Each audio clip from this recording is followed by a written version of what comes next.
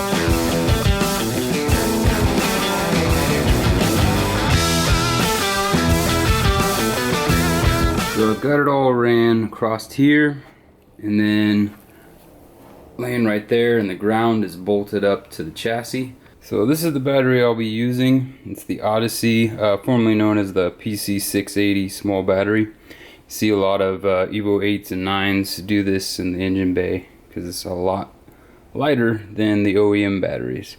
Although this thing is still kind of heavy. I want to say it's like maybe 14 to 15 pounds, something like that. But anyways, we're going to use these little terminals here. They just screw into the top here. So I'm in the market for a lithium battery, but I had this bracket fabbed up to the car to specifically meet the needs of this battery. And I'll have to do a little bit more research out there and try and find a lithium battery that maybe has the same footprint as this. That way I'll be able to bolt it up in here, because those things are, I don't know, like 4 or 5 pounds, pretty light.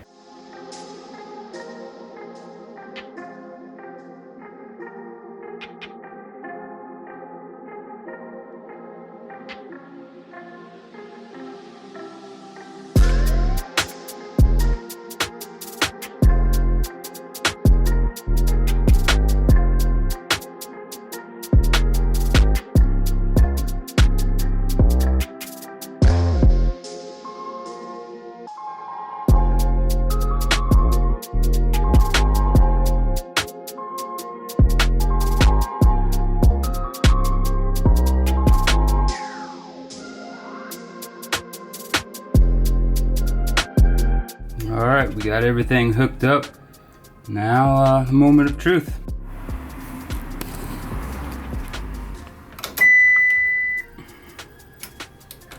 Nope, it's service required.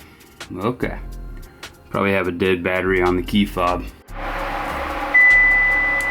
Never mind, just need to turn it on to basically the accessories.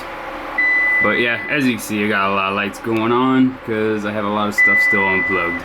Sorry, no first start for the day, guys. I definitely need to do the fluids on the car for the transmission, the T-case, and change the engine oil, and also drain the fuel on this car and put fresh fuel in it.